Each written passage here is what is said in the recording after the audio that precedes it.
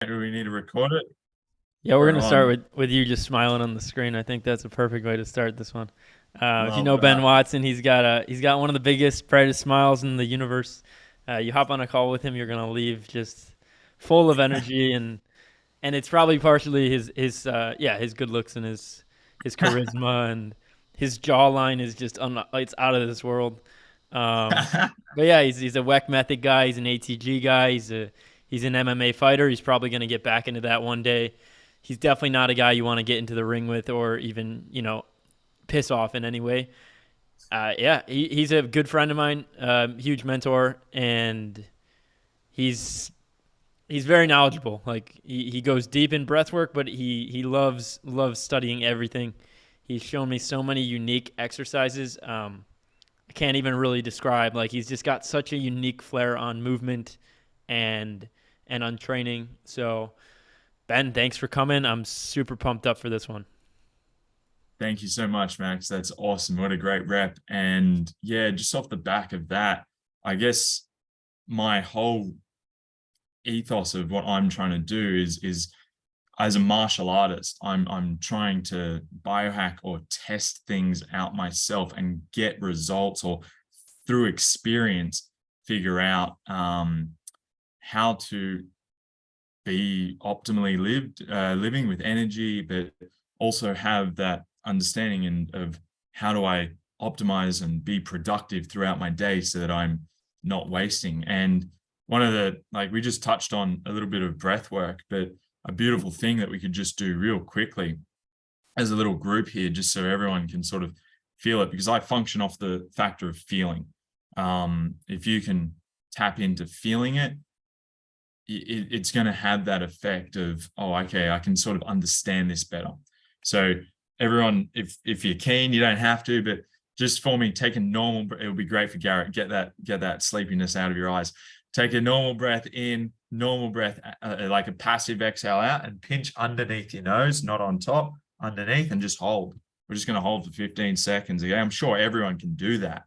What happens here is that carbon dioxide picks up, and this is a weird thing, but it actually isn't a waste product. It is the miracle to allowing more oxygen to be readily available throughout your body. Breathing in now, everybody. Breathing in, breathing in, breathing in. Through the nose, obviously. Like release and breathe in through the nose, because our mouth is only used for talking, eating, and drinking. And all breath work that makes you breathe through the mouth is creating some form of oxidized stress. Now, stress ain't too bad. Stress ain't too bad if you're able to navigate it well, but we want to be able to actually just have a calm sense with our breathing to flood oxygen to our brain. So in 10 seconds, we're going to do another one of those, okay? So when you're ready, just take a normal breath in, passive exhale out, pinch and hold underneath the nose, 15 seconds starts. And basically, what's happening by pinching under the nose, carbon dioxide picking up, yes, but there's actually a miracle gas called nitric oxide. And that has so many amazing factors. I can put a link in the chat. But everyone, pinch and release, breathe in through the nose, breathe out, relax. We'll just do 30 seconds of nice, calm breathing. And you got one more of those for me, please. And this would be my morning routine as I'm sort of just sitting, actually like lying down in bed. Start getting real anxious. You've probably got some shitty breathing habits then, my man. It's real, bro. It's real, because carbon dioxide's the trigger to breathe. So close your mouth and just try and lengthen the exhale for me a little bit. We're going to do one more. Great little awareness though there, Garrett. Thanks for sharing that. Yeah, cool. So everyone, last one, normal in, light out, pinch and hold, 15 seconds for me. Good. And just shut down, relax, let the mind just wash away, because the truth is you're going to breathe in when you need to. So when you do release, just breathe in. You got 4, 3, 2, 1. Breathing in, release, breathing in. Nice. And so what's powerful is when you start sort of just tapping into the natural way of challenging yourself with some form of carbon dioxide early in the day, you start actually flooding your body with a huge amount of uplifting oxygen. So increasing your red blood cell count. For me, that is you can tap into that at any stage throughout the day. And if anyone is interested in nitric oxide, please reach out, and I'll put something in the chat, because it is the miracle compound of what optimizes our body. It was weirdly giving a Nobel, one of those Nobel prizes in 1998. I have to bring it. I wasn't going to go deep into this related to scuba diving. No. Great. But I wasn't going to go into this, but as soon as Carter was like dropping in with like the energies and all that, like nitric oxide helps with boners. And it was actually given the Nobel Peace Prize because in 1998 there was 16 out of the 20 doctors on the board were males above 55, and Viagra was discovered off the discovery of nitric oxide. But what's hilarious is it helps helps kill COVID, allows bronchodilation of the blood vessel of the lungs, opens up the arteries, and allows better delivery of blood flow. So if you're struggling with holding that load, this is the actual miracle to keeping you centered in these Taoists, was the word, Carter? Like, yeah. Buddhist, like, yeah. Taoism. Taoism, yeah. Like they're enhancing, they would be using calm breathing techniques, not heavy breathing techniques. None of that shit, because that's not you being present. So, yeah. So a little bit of a rant on that, but ultimately where I'm coming from with my 3 pillars of what I'm going to speak about today is from my MMA. I have, through my MMA like profession and martial arts attitude towards life, I guess, I find I need to have an advantage above everyone in a few key things. Now, if I don't have my breathing under check, none of these things work. So for me, the base layer is breathing. The next part would be how I move between, that's my activity. So how I move between or in and out as I'm hitting and delivering my shots, or even how I'm walking to the sushi bar. That has an effect on how I would have energy later in the day. So ultimately, that is a massive pillar on my 3 pillars of triangles. The next one would be how I am standing and waiting if I have distance, or how I am standing and waiting in the sushi line. Because as well, how I relate this all the time back to MMA for me. That's how my mind works, how I compete. If I have distance against my opponent, I don't want to be too sporadic and wasting energy. In the same method, as I am standing and waiting around in just day-to-day life, even talking to people, I don't want to be creating imbalances or bad habits and losing energy to the point that I'm draining myself. I want to be standing and actually building energy, the same way that the sexual energy sort of builds as well while you're in that holding of the load. That's now triggered in my brain brilliantly. But ultimately, this leads me to moving optimally, holding my ground optimally, and maintaining a calm breath during these moments. So I've got 3 things I'm going to speak about. And the first one, and I'll share my screen in a second here. The first one is how I am moving. Now I can easily explain this through watching this video here. Max, we got my screen? Just thumbs up if we've got it. Yeah, legend. So I am a master with rope flow. So I use the rope a lot to explain things because it's a teacher. So I'm swinging a rope here in this little video here, as you can see. But if you notice, I'm actually holding a lot of tension in my core and I am bracing. And so what this does, it doesn't actually have an essence of fluidity, but I'm also holding a fuck ton of tension around these areas where I'm breathing. So this actually doesn't allow my body to be free and have that effortless flow, the synchronicity of blood moving freely and moving around. So what I actually do want to look for is this head over foot position. And as we can see here, I'm actually taking my head directly over my foot as the rope is on that side. Rope's on the right, my head is over my foot on my right. Now this opens up this beautiful fluidity between my both sides. And it also prepares me for the next step. So I am able to simply action. I'm pretty sure I walk here as well in this one. Yes, I do. So I'm able to optimize an action, a smooth transition as I'm walking between my left and my rights. So actively, I always want to be in true balance. Oh, dang it, that was right in the center. Dang it, that was in the center too.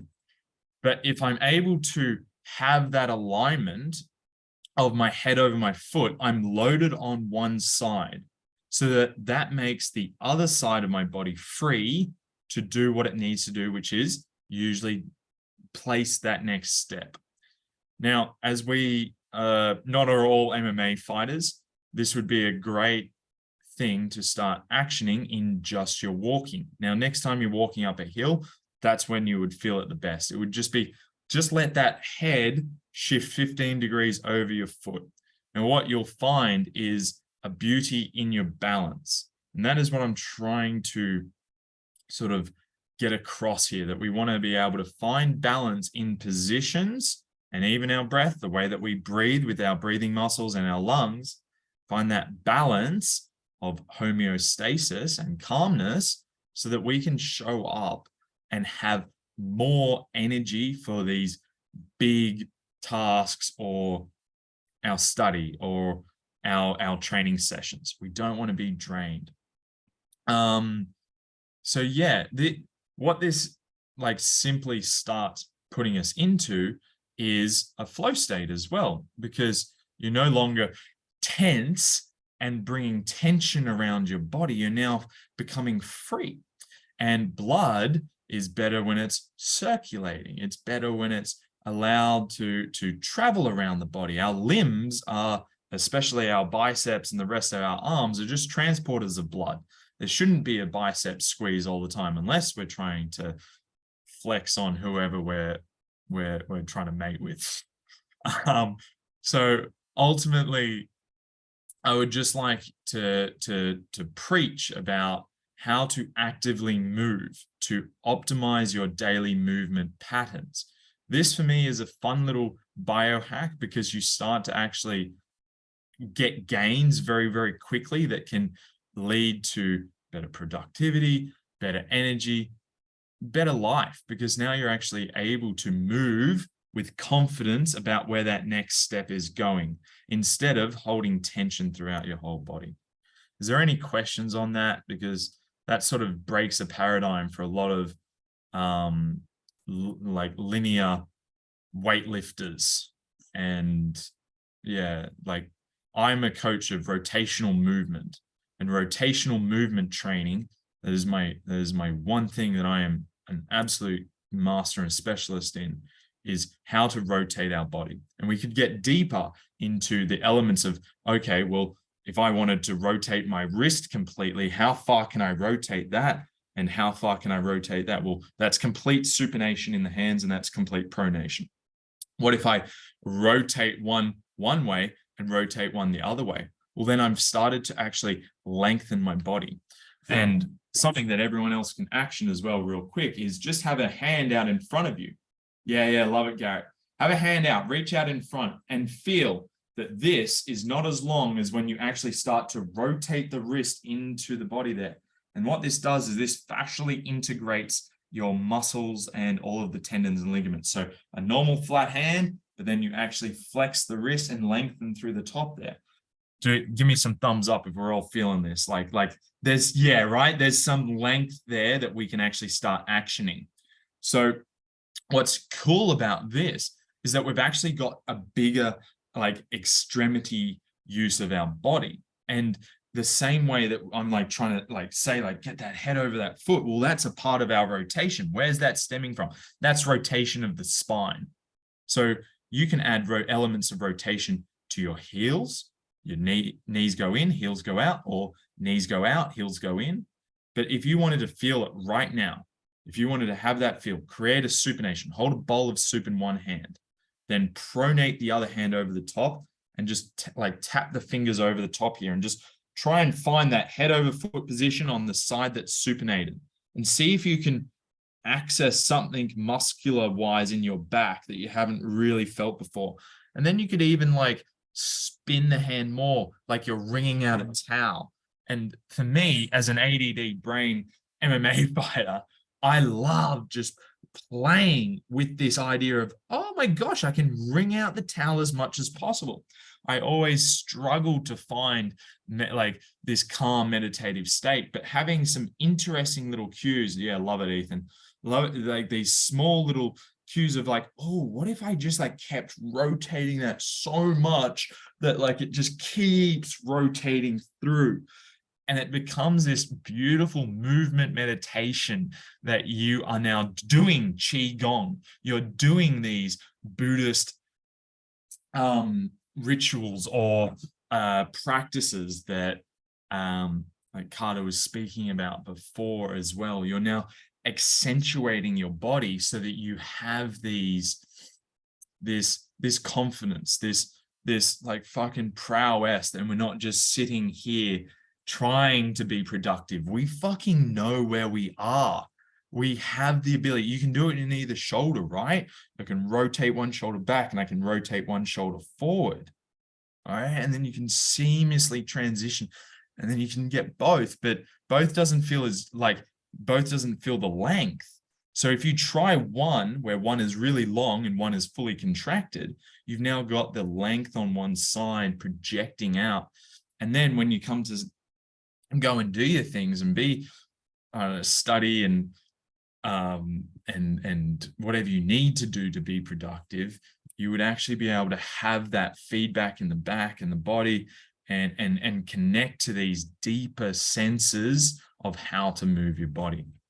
So this is one of my first pillars of how I get started in my day, but also how I move as well and coach rotational movement. Please, Ethan.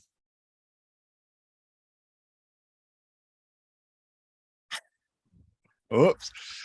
Is the benefit of tucking in so short on one side and then getting length in the other side, it's that difference between the two, like the space between extreme shortness and extreme length, that space, if we extend that gap, then we've effectively gained more range to express movement or power through. It's like the tighter you are, it's like the harder you push down a spring, the more it's going to explode back out with. Perfect explanation. Now, I say it simply when I'm just trying to communicate on a base layer of you actually start to understand where it can start and where it's going to go to. So a punch or me throwing, punching, swimming, they all have the same action. Me supinating to pronating, supinating to pronating. Well, if I just create some more intent of how far I can supinate, I've loaded the spring, or I understand the familiarity of where that starts and then where it's going to go. So then once I tap into that, like stretching or getting a squat going, your muscles feel that. They have that feel. And then it becomes familiar. And when it's familiar, it becomes easy. When it's easy, you can do more of it. And then you can actually have more energy readily available to do the things that you love and feel. So yeah, gents, like I kid you not, and like everything that I'm talking about today, I do when people are talking to me, or I'm standing, like I don't know what, I think I've said this one to Max many a time, like while I'm standing in line for sushi. But the kicker is it's we want to have, like we are natural movers. Moving is a bigger part of our evolutionary biology than language is. It was we moved before we had language.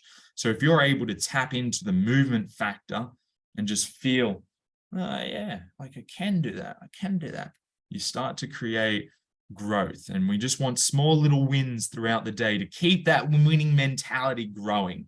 So I don't like having too many hard, challenging things to start my day. I like to keep it simple, and that's why that simple breathing technique that I just did there was pretty easy, except for Garrett. Sorry, Barry.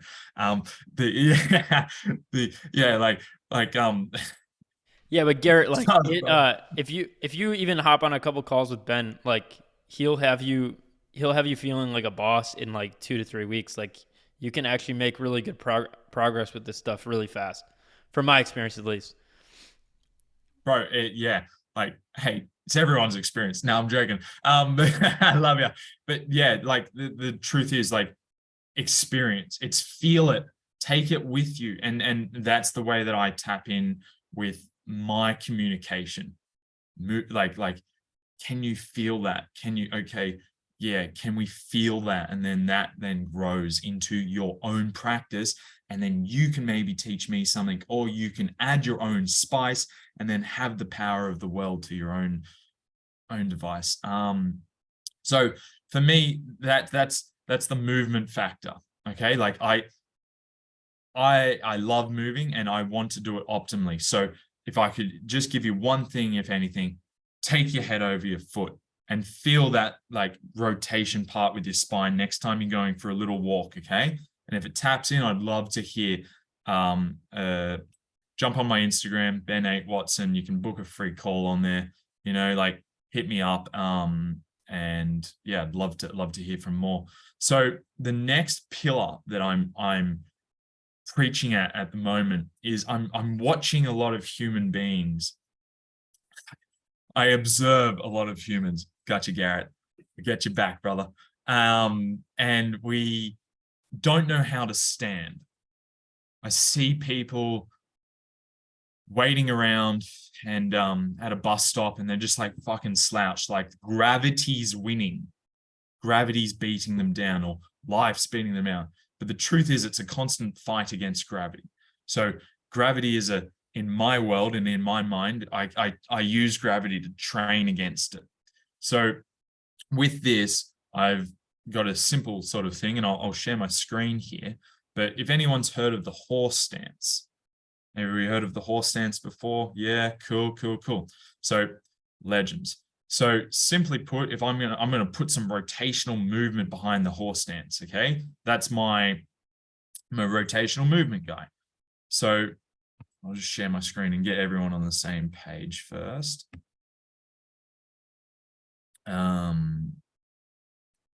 Yes, can I tab? Here we go. So the horse stance is a simple thing where it's quite ancient, actually, in the Buddhist areas and stuff like that. And ultimately, the horse stance, you just sort of cycle your feet out three stances, and then you usually just sort of sink into it like a squat. Now, I'm not saying you need to be doing horse stance while you're waiting in line for sushi. But what I'm looking at when I get into this position is the external, or the rotation through my feet, knees, and hips. And my shoulders can also be doing the same thing. This is preparing me to have confidence in the way that my chest and my rib cage lifts off my diaphragm and my belly, so that my lungs can breathe optimally and have enough space to move freely. But it's also activating the big king muscles, the glutes and your lower back. Some people would say the QL. But ultimately, from these positions, if we just shorten the stance a little bit, we can start. So like, if you started pulling off horse stance in front of like a group of people that are drinking. Now I do, and I don't give a fuck, because I wear Vibram toe shoes. I don't care. But I've got to, like, not everyone's doing what I'm like trying to do, right? So you don't want to do it fully extend. It's just, you're just going to like take your stance out to hip height, hip width. And then if you notice where my foot position went, it sort of like opened the stance a little bit. And then when you yeah, go Garrett, legend, get into it. Stephen, I hope you're doing it too, bro. Nice.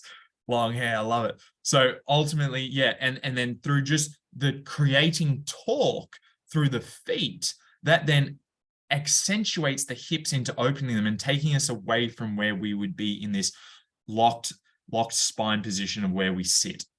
So through that, we can actually now start creating what I believe they talk about in Qigong of like cycling the energy through.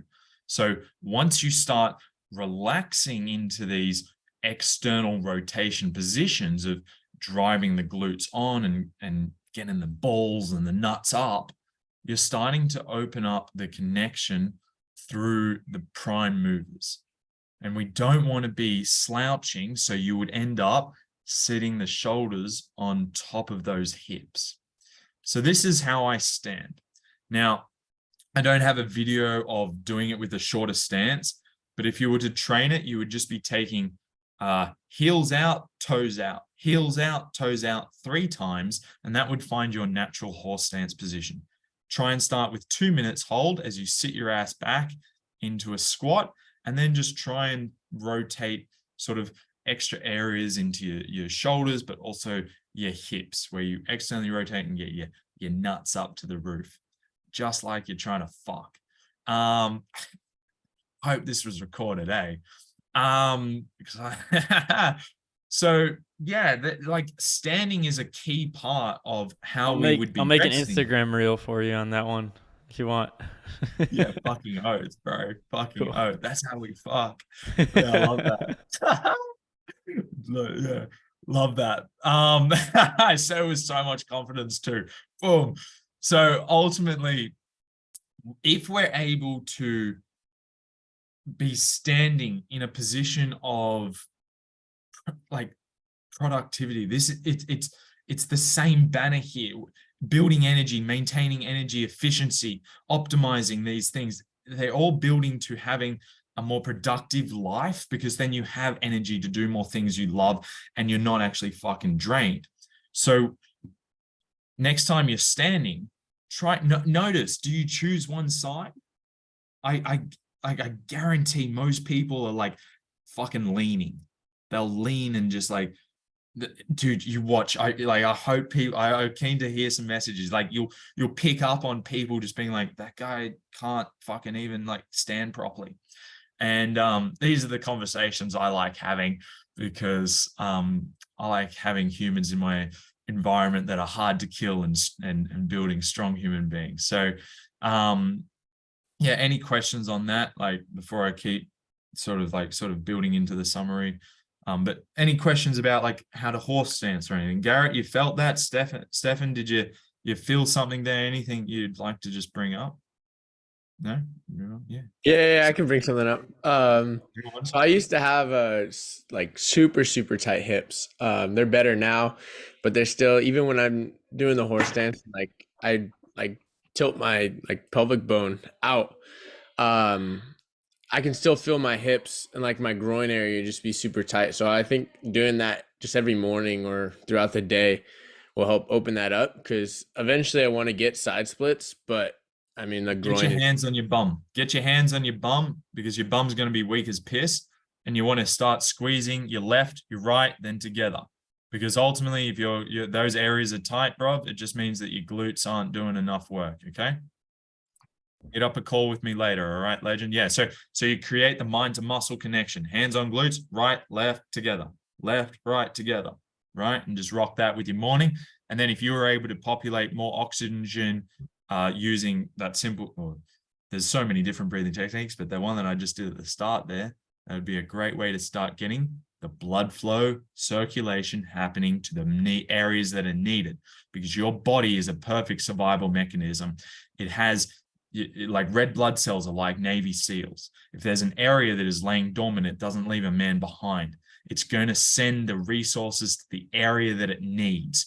So if you're starting to tap into that simple area that I was just like, obviously I've got programs and protocols on top of it, but if you were able to just do what you just felt when we did that little nose block thing, yeah. I bet you'll have a feel. I'm looking forward to having a call with you later, Big Rig. Yeah. Yeah, Ethan, you got something, champ? Well, I got one question. I think before you go, Ethan, if I came out to to like train with you, would you do the cue for me? Like, could What you would the cue be? with the, like with the glutes? Would you like help? Would you? You're terrible. Oh, could I help? Could I Yeah, help? just like so I can make I the mind to muscle connection. yeah. Like, yeah, my hands are healing mechanisms, and I need to touch you for this. That's what I I'm need you asking. yeah. Can you let me help you, please? Yeah. Go ahead, Only if Ethan. you do it back. Only if you do it back. Hernandez. Cheeky fuck. Come on, champ. Come on, Ethan. Bring us back, brother. I know you're good. I was just gonna ask you. Nothing like Max. I was just gonna ask Yeah, what how about the deep. front? How deep do you go in the horse stance? Is there a depth you're aiming for? Love that. Great. Yeah, good awareness question, like always, Ethan. Fuck. Maximus, be crazy. Hey, so yeah, bro. Like I was doing 15 minutes a day at one stage for like I was trying to do 100 days, but ended up going to America and lost that routine there. It's cheeky. So yes, I was going deep for those, and I would even like they say try and put a broomstick on your knees, but the truth is, bro, if you are just doing a quarter squat, you're winning. That's all I want. I want you to create compounding effect on top of the winning mentality. So I wouldn't push. I wouldn't say I need it deep. I just want you to feel it, man. So start, and then if it's starting to feel good, then lean into it. Okay. Mm-hmm. Yeah. And then, so like if I was cueing it as a coach, I would say then, yeah, lean into it, you go deeper. And then if you find your limit, come out of it, but don't come all the way out of it. Stop and just try and see if you can keep getting it while you're like that squeeze or the engagement while you're still in that like sort of quarter zone after you've done some deeper work. So don't, once you hit deep work, don't exit completely. Try and find that little top range. I'm sure you're aware of that sort of training. Yeah. I was going to say, would you say that relates to the strength radiating 15 degrees? You sort of want to stay in the bubble of where the max is, but just off of it.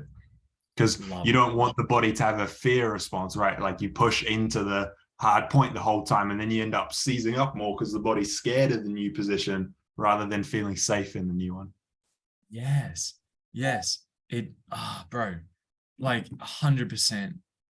Like I couldn't say it any better, Ethan. That's exactly that, because stress, that like breathing, when I breathe in, that's even a stressor on my body because it's having to process the oxygen. Like that's a very interesting base layer, right?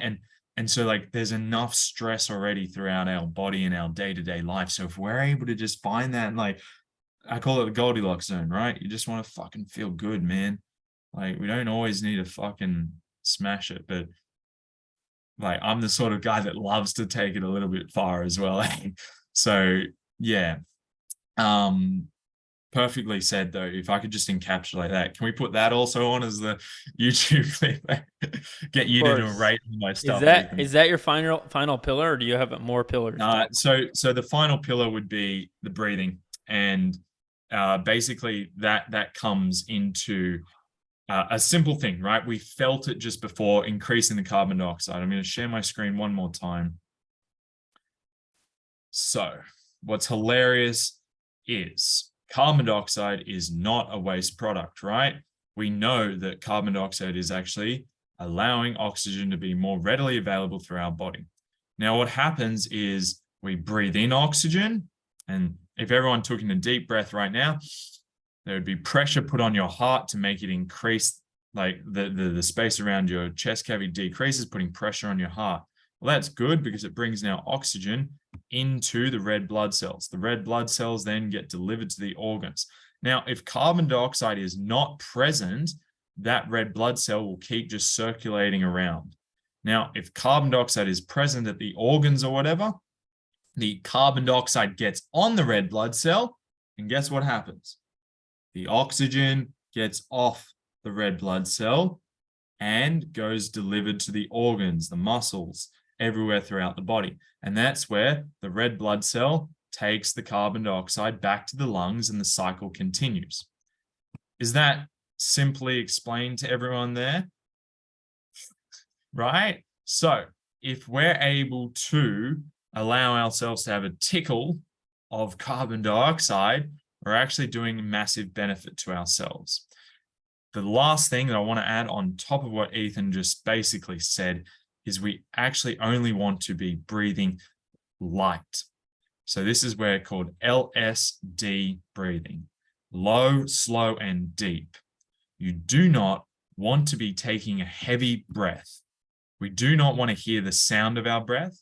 We do not want to even hear so the levels would be the person next to us can't hear it, and us ourselves cannot hear it, but then our nose hairs don't even move. That's the challenge that you've got to try and sit with. And someone like myself that had ADD, still probably does, like this has given me a massive way to start connecting and meditating everywhere. So I use this while I'm doing my walking, my head over foot. This is what I do while I'm standing in sushi lines in that small horse stance, so that I'm actually still keeping these, keeping a good oxygenated brain, but also keeping my energy levels so that I can actually be more productive throughout my day. So if you could just practice LSD, you would be thinking low. So I want to breathe with my diaphragm. I'm bringing the oxygen down.